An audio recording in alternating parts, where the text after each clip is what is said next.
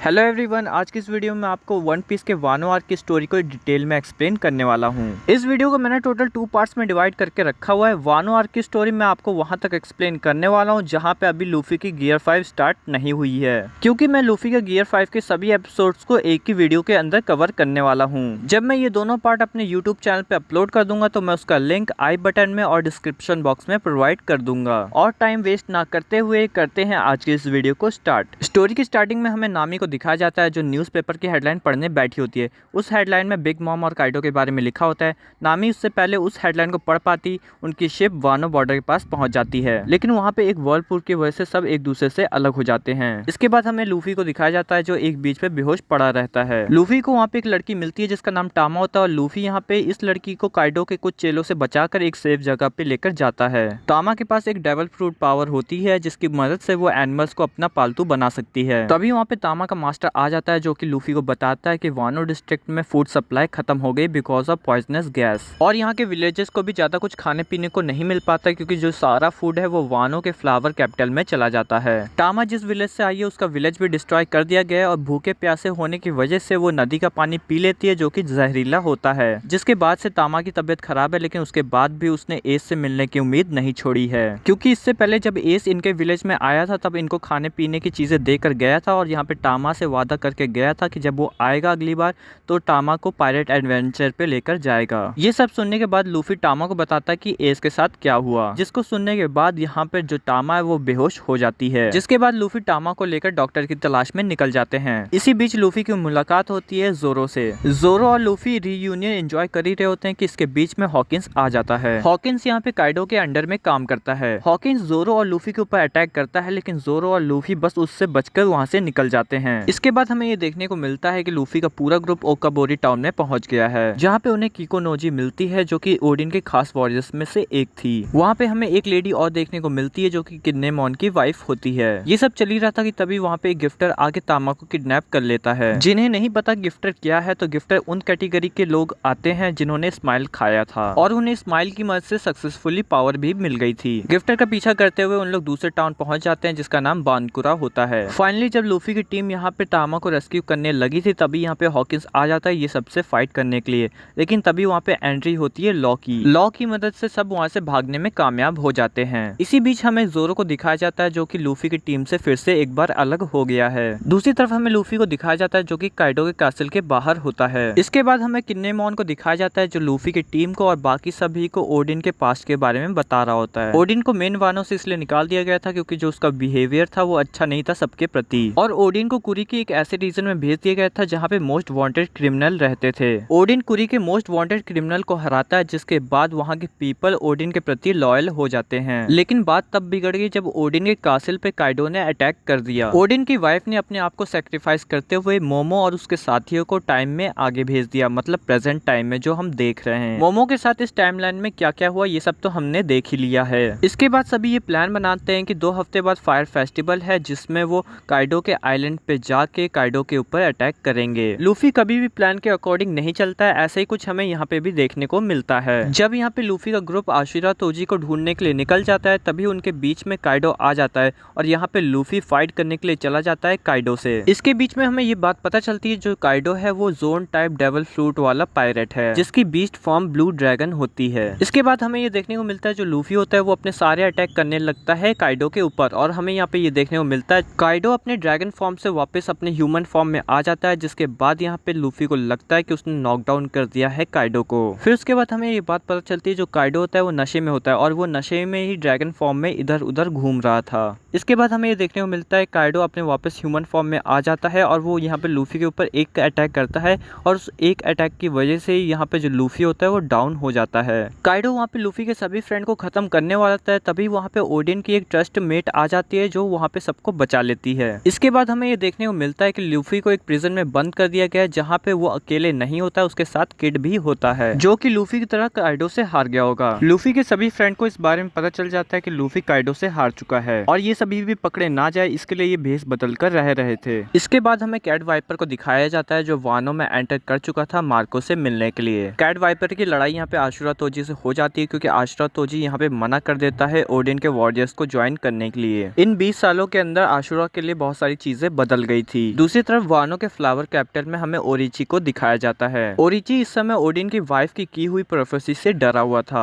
Odin की wife ने ओरिची से कहा था अब से 20 साल बाद 9 लोग आएंगे जो काइडो और ओरिची को हराएंगे। नामी, निको, रॉबिन और ओडिन के वॉरियर्स यहाँ पे डिसाइड करते हैं कि वो ओरिची के पैलेस जाएंगे 2 ग्रुप में डिवाइड होकर, लेकिन वहाँ पे इन दोनों को ओरिची के निंजा वॉरियर्स पकड़ लेते हैं। यहाँ पे नामी के साथ एक लड़की और होती है जो बिना बात के लगातार हंसे जा रही थी, और जब वो लड़की ओरिची को ऐसे डरे हुए देखती है तो वो और जोर जोर से हंसने लगती है। इस बात से ओरिची की ईगो हर्ट हो जाती है और वो अपना डेविल फ्रूट फॉर्म दिखाता है। ह्यूरी यहाँ पे उस बच्ची को बचाने के लिए बीच में आ जाती है और ओरिची को एक थप्पड़ भी लगा देती है, और वो इस चीज के लिए माफी भी नहीं मांगती है। ह्यूरी ने यहाँ पे ओरिची की डिसरिस्पेक्ट की थी, इसके लिए यहाँ पे क्यूशिरो उसको वहीं पे खत्म कर देता है। इसके बाद हमें ये देखने को मिलता है कि नामी और बाकी सभी एक हंसते हुए आदमी के पास पहुंच जाते हैं। वो आदमी नामी और बाकी सभी को ये बात बताता है कि जोरो यहाँ पे आया था क्योंकि यहाँ पे जोरो की तलवार चोरी हो गई थी, इसकी वजह से वो वहाँ से निकल जाता है उस चोर को पकड़ने के लिए जिसने उसकी तलवार चुराई थी। सीन शिफ्ट होता है और हमें जोरो और उस चोर को दिखाया जाता है जिसने जोरो की तलवार चुराई थी। वहाँ पे उन दोनों के अलावा 2 लोग और होते हैं जो कि ओरिची के ऑर्डर पे यहाँ पे जोरो को खत्म करने के लिए आए थे। जोरो उन सभी को वहीं पे खत्म कर देता है, लेकिन उसके बाद वो वहीं पे बेहोश हो जाता है। जोरो जब उठता है तो वो देखता है कि उसके साथ टोको है और एक लेडी और होती है जो कि कोई और नहीं बल्कि हिरोई होती है। क्यूशिरो ने यहाँ पे ह्यूरी की फेक डेथ की थी जिससे वो ओरिची से बच सके। इसके बाद हमें ये जानने को मिलता है जो ह्यूरी होती है वो सगी बहन होती है मोमोसुके की। ओडिन की डेथ हो जाने के बाद से यहाँ पे जो ह्यूरी है वो एक फॉरेस्ट में चली जाती है जहाँ पे उसे कामातेत्सु नाम का एक वॉरियर मिलता है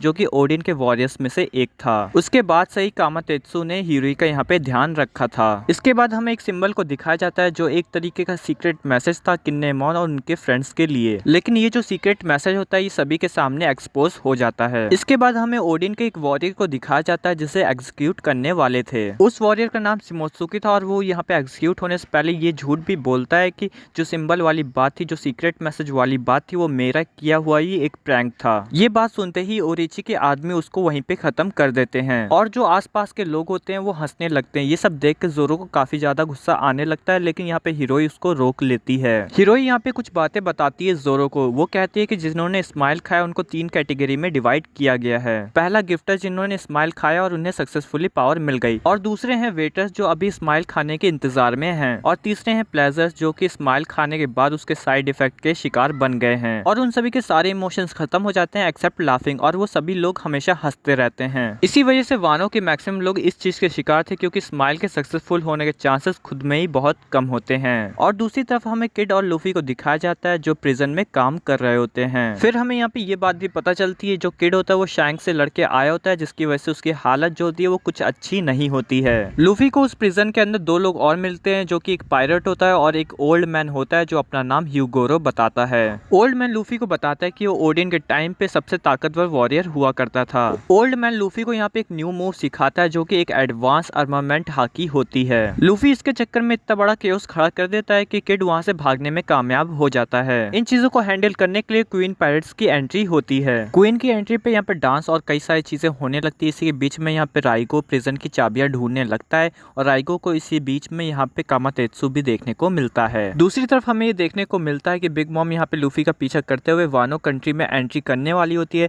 काइडो इस चीज को रोकने के लिए अपने खास वॉरियर को भेजता है जिसका नाम किंग होता है। इसके बाद हमें बिग मॉम की शिप दिखाई जाती है जहाँ पे किंग आ जाता है और वो अपनी एक लात से पूरी शिप को डिस्ट्रॉय कर देता है। इसके बाद हमें बिग मॉम को दिखाया जाता है जो एक बीच पे पड़ी होती है और उनकी याददाश्त चली जाती है। बिग मॉम यहाँ पे एक वर्लपूल की वजह से इस बीच पे आ गई थी। इसके बाद हमें चॉपर को दिखाया जाता है जो बिग मॉम को देखते हुए यहाँ पे एक प्लान बनाता है कि लूफी को प्रिजन से बिग मॉम की मदद से छुड़ा लिया जाए। जैसा चॉपर और बाकी सभी ने प्लान किया होता है बिल्कुल वैसा ही होता है। प्रिजन में वहाँ पे पायरेट क्वीन भी होती है तो यहाँ पे बिग मॉम वर्सेस हमें पायरेट क्वीन भी देखने को मिलता है। बिग मॉम यहाँ पे क्वीन को हरा तो देती है लेकिन यहाँ पे इसी के साथ बिग मॉम की याददाश्त जो है वो वापस लौट के आ जाती है, लेकिन इसके बाद वो वहीं पे सो जाती हैं। पायरेट क्वीन यहाँ पे इसी चीज का फायदा उठाते हुए यहाँ पे बिग मॉम को कैद कर लेती है। इसी के साथ वहाँ पे लूफी की टीम भी आ जाती है जो कि वहाँ पे बच्चे कुछ लोग को हरा के वहाँ पे लूफी और बाकी सभी को वहाँ से आजाद करवा देती है। इसके बाद हमें ये भी देखने को मिलता है जो आशुरा तोजी वो काफी ज्यादा मनाने के बाद किन्नेमॉन की टीम को ज्वाइन करने के लिए तैयार हो जाता है। आशुरा तोजी इन सभी को लेकर कुछ टूटी फूटी शिप की तरफ जाता है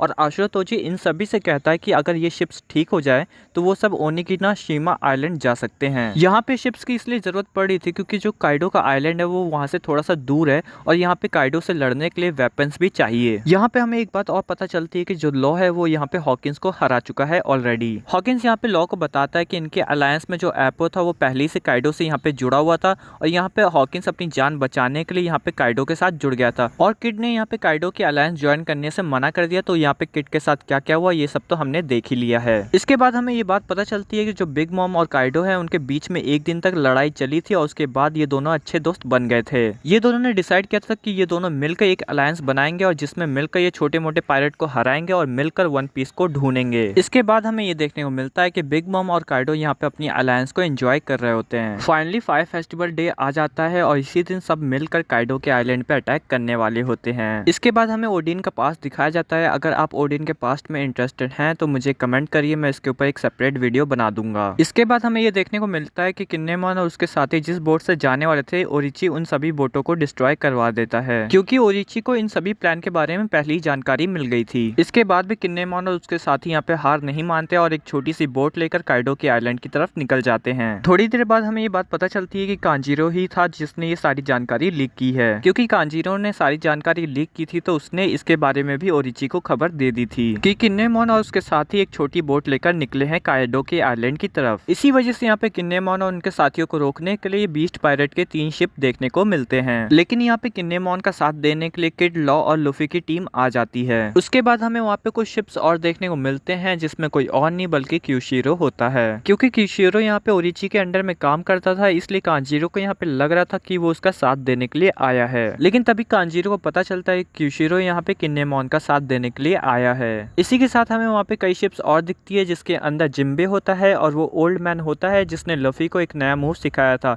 उसी के साथ और कई प्रिजनर्स होते हैं जो कि ओडिन के पुराने वॉरियर्स होते हैं। जिम्बे ने अपना प्रॉमिस पूरा किया जो कि उसने वाटर 7 में किया था और officially straw head pirate crew का ऑफिशियल मेंबर बन जाता है। इसके बाद हमें ये देखने को मिलता है कि वो सभी मिलकर उन शिप्स को डिस्ट्रॉय करते हैं और काइडो की आइलैंड की तरफ निकल जाते हैं। और सभी जब काइडो की आइलैंड पे पहुंच जाते हैं तो सभी ये डिसाइड करते हैं कि लॉ का जो क्रू है, पायरेट क्रू है, वो पीछे से अटैक करेगा। और इसके बाद हमें ये देखने को मिलता है कि सभी एक छोटे छोटे ग्रुप में डिवाइड हो जाते हैं और लूफी हमेशा की तरह अकेले भाग जाता है। इसी बीच लूफी को यहाँ पे यामाटो मिलती है जिसके बाद ये दोनों के बीच में एस को लेकर बातें होती हैं। इसी बीच हमें व्हाइट बियर्ड के क्रू को भी दिखाया जाता है जिसे मार्को लीड कर रहा होता है। मार्को और उसके सभी साथी यहाँ पे लूफी का साथ देने के लिए आए होते हैं और ये सभी जब इस बात को नोटिस करते हैं कि बिग मॉम का शिप काइडो की आइलैंड की तरफ बढ़ रहा है तो ये सभी उसको वहीं पे डिस्ट्रॉय कर देते हैं। और इसके बाद मार्को की टीम काइडो के आइलैंड के पीछे वाले हिस्से पे चली जाती है जहाँ पे लॉ होता है और लॉ के साथ ये सब मिलकर काम करने लगते हैं। इसी बीच हमें कांजीरो और ओकीक्यू के बीच में फाइट देखने को मिलती है जिसमें ओकीक्यू जीत जाती है और गद्दार कांजीरो मारा जाता है। लेकिन तभी हमें पता चलता है कि कांजीरो यहाँ पे आने से पहले मोमो को काइडो के हवाले कर चुका था और तभी हमें काइडो को दिखाया जाता है जो अपना प्लान यहाँ पे डिस्कस कर रहा होता है। काइडो कहता है कि वो बिग मॉम के साथ मिलकर सबसे पहले एंशिएंट वेपन्स को ढूंढेगा, उसके बाद आराम से वन पीस की खोज पे जाएगा। और काइडो कहता है कि वो यहाँ से निकल जाने के बाद भी वानो कंट्री पे अपना राज रखेगा। ये बात ओरिची को अच्छी नहीं लगती और वो काइडो से बहस करने लगता है और काइडो को ये बात अच्छी नहीं लगती कि ओरिची उससे बहस कर रहा है तो वो ओरिची गर्दन वहीं पे उड़ा देता है। ये सब चल ही रहा होता है कि इसके बीच में हमें ये देखने को मिलता है कि लफी और यामाटो मोमो को बचाने के लिए आ जाते हैं और ये सभी मोमो को वहाँ से निकालने में कामयाब भी हो जाते हैं। इसके बाद हमें सीपी के मेंबर्स को दिखाया जाता है जो इन सभी फाइट्स की अपडेट ले रही थी। फिर हमें ये बात पता चलती है जो फाइट है वो 2 पार्ट्स में डिवाइड हो चुकी है। एक फाइट ऊपर आइलैंड पे चल रही होती है और एक फाइट जो नीचे चल रही होती है। आइलैंड के लोअर लेवल मतलब ग्राउंड फ्लोर पे फाइट कर रहे होते हैं स्ट्रॉ हेड पायरेट क्रू के मेंबर्स। आइलैंड के अपर लेवल पे किन्नेमॉन और उसके वॉरियर्स यहाँ पे फाइट कर रहे होते हैं काइडो के साथ। काइडो ही सब पे अकेला भारी पड़ रहा था तभी वहाँ पे बिग मॉम भी आ जाती है मार्को से निपटने के बाद। ये सब के बीच में यामाटो ट्राई करती है मोमो को उस आइलैंड से निकालने की, लेकिन फिर हमें ये पता चलता है कि काइडो ने फाइट के चक्कर में आइलैंड को पूरा हवा में उठा दिया है जिसकी वजह से कोई भी वहाँ से भाग ना सके। इसके बाद हमें किड, लॉ और लूफी को दिखाया जाता है जो कि आइलैंड के अपर लेवल पे पहुंच जाते हैं जहाँ पे किन्नेमॉन और काइडो की फाइट चल रही होती है। काइडो ने बड़ी आसानी से बिना कोई एफर्ट लगाए किन्नेमॉन और उसके साथियों को हरा दिया था। तभी लफी वहाँ पे पहुंच जाता है और किन्नेमॉन लफी को कहता है कि प्लीज वानो को बचा लेना। लफी अपनी न्यू मूव की मदद से अटैक करता है काइडो के ऊपर और काइडो को ये अटैक बहुत तेज भी लगता है और लफी दोनों एम्परर के सामने खड़े होकर कहता है कि मैं हूँ मंकी डी लफी जो तुम दोनों को बीट करके बनेगा किंग ऑफ द पायरेट्स। सभी रेडी हो जाते हैं बिग मॉम और काइडो के साथ फाइट करने के लिए। यहाँ पे जो फाइट होती है वो स्टार्ट हो जाती है। इसके बाद हमें नीचे का सीन दिखाया जाता है जहाँ पे हमें ये पता चलता है कि ओरिची अभी भी जिंदा है और वो कासिल को जलाने पे तुला है क्योंकि क्योंकि उसे काइडो से रिवेंज लेना था। और दूसरी तरफ हमें ये भी देखने को मिलता है कि कांजीरो अभी भी जिंदा है। इसके बाद हमें अपर लेवल का सीन दिखाया जाता है जहाँ पे हमें ये देखने को मिलता है काफी ज्यादा फाइट करने के बाद बिग मॉम को नीचे फेंक दिया जाता है। जोरो लोग काइडो को इंजर्ड करने के बाद खुद भी ढेर हो जाते हैं। काइडो लूफी को अनकॉन्शियस करने के बाद नीचे पानी में फेंक देता है। इसके बाद हमें ये देखने को मिलता है किड और लॉ यहाँ पे बिग मॉम से फाइट कर रहे होते हैं। बिग मॉम आइलैंड से बाहर इसलिए नहीं हो पाती क्योंकि वो प्रोमेथियस को हेल्प के लिए बुला लेती है और वापस आइलैंड पे आ जाती है। इसी बीच हमें ये देखने को मिलता है कि जो लॉ का पायरेट क्रू है वो लफी को बचा लेता है। दूसरी तरफ हमें चॉपर को दिखाया जाता है जो कि जोरो को हील कर रहा होता है। फिर हमें किन्नेमोन और कांजीरो की फाइट दिखाई जाती है जिसमें कांजीरो को वो लगभग मार देता है, लेकिन तभी वहाँ पे काइडो आ जाता है जो कि किन्नेमोन को लगभग मार देता है। इसके बाद हमें यामाटो और काइडो की फाइट देखने को मिलती है। क्योंकि लॉ के पायरेट क्रू ने यहाँ पे लफी को बचा लिया था तो वो वापस काइडो के आइलैंड पे जाने के लिए यहाँ पे मोमो की मदद लेता है। क्योंकि मोमो अभी भी अपनी पावर को कंट्रोल नहीं कर पा रहा था, इसलिए शिनोबु यहाँ पे एक आइडिया देती है लफी को। शिनोबु अपनी डेविल फ्रूट की पावर की मदद से यहाँ पे मोमो को निडर बना सकती है, लेकिन इसके साइड इफेक्ट में हमें ये देखने को मिलेगा कि जो मोमो है उसकी एज बढ़ गई है, लेकिन मोमो का जो दिमाग है वो बच्चों वाला ही रहेगा, बस उसकी एज बढ़ जाएगी। लफी इस आइडिया के लिए हाँ भी बोल देता है और हमें यहाँ पे एक बड़ा ड्रैगन देखने को मिलता है जो कि कोई और नहीं बल्कि मोमो होता है, जो कि अपनी नॉर्मल साइज से काफी ज्यादा बड़ा होता है। इसके बाद लफी मोमो के साथ काइडो की आइलैंड की तरफ निकल जाता है। हमें यहाँ पे सभी की फाइट को दिखाया जाता है जिसमें हमें सबसे पहले जिम्बे की फाइट को दिखाया जाता है जो यहाँ पे हुज हु से लड़ रहा था। और हमें यहाँ पे पता चलता है कि हुज हु पहले मरीन के लिए काम किया करता था और उसी की निगरानी में एक डेविल फ्रूट गायब हो गया था जो कि हमारा लूफी खा चुका है। जिम्बे का एक न्यू फॉर्म हमें यहाँ पे देखने को मिलता है और इस फॉर्म की मदद से वो इस फाइट को जीत जाता है। इसके बाद हमें दूसरी फाइट देखने को मिलती है फ्रैंकी वर्सेस सासाका। ये दोनों के बीच में रोबोटिक टाइप्स बहुत ज्यादा फाइट होती है, लेकिन यहाँ पे फ्रैंकी अपना जर्नल मोड यूज करते हुए इस फाइट को जीत जाता है। इसके बाद हमें ब्रुक रॉबिन और ब्लैक मारियो की फाइट देखने को मिलती है जहाँ पे रॉबिन अपना न्यू फॉर्म दिखाती है और उस न्यू फॉर्म की वजह से वो इस फाइट को जीत जाती है। वो फॉर्म एक डेविल फॉर्म होती है। दूसरी तरफ हमें जोरो को दिखाया जाता है जहाँ पे जोरो को हील करने की पूरी कोशिश की जा रही थी, तभी वहाँ पे किंग आ जाता है जोरो से फाइट करने के लिए, लेकिन जोरो वहाँ पे हील होने के बाद फाइट के लिए रेडी हो जाता है। इसके बाद हमें रूफ टॉप वाली फाइट को दिखाया जाता है जहाँ पे काइडो और यामाटो के बीच में फाइट चल रही थी। यामाटो का यहाँ पे पास्ट भी हमें दिखाया जाता है। यामाटो ने बचपन में ही कॉन्करर हाकी अनलॉक कर ली थी और इस कॉन्करर हाकी को काइडो ने भी महसूस किया था। काइडो यामाटो को यूज करते हुए शोगुन बनना चाहता था, लेकिन यामाटो ओडिन को फॉलो करती थी, इसी वजह से यहाँ पे काइडो ने उसे हैंडकफ पहना दिया था और उसे जेल में बंद कर दिया था। इसके बाद हमें प्रेजेंट का सीन दिखाया जाता है जहाँ पे यामाटो के ऊपर भारी पड़ रहा था काइडो, लेकिन तभी वहाँ पे लूफी अपने गियर 4 स्नैक मैन के साथ वहाँ पे आ जाता है काइडो के ऊपर अटैक करने के लिए। सभी लोग ये देख के खुश हो जाते हैं कि लूफी अभी जिंदा है और यामाटो काइडो को लूफी के हवाले करके मोमो के साथ वहाँ से निकल जाती है। इसके बाद हमें सांजी और क्वीन की फाइट दिखाई जाती है जहाँ पे सांजी अपने हर एक मूव का यूज करता है क्वीन के ऊपर और अपने फाइनल अटैक से क्वीन को हरा देता है और इस फाइट को जीत जाता है। इसके बाद हमें किंग और जोरो की फाइट देखने को मिलती है जहाँ पे जोरो अपने सारे अटैक कर रहा होता है किंग के ऊपर, लेकिन जोरो के किसी भी अटैक का असर नहीं हो रहा होता है किंग के ऊपर। लेकिन थोड़ी देर बाद वो आर्मामेंट हाकी का यूज करता है और कॉन्कर हाकी का फुल पोटेंशियल पे यूज करता है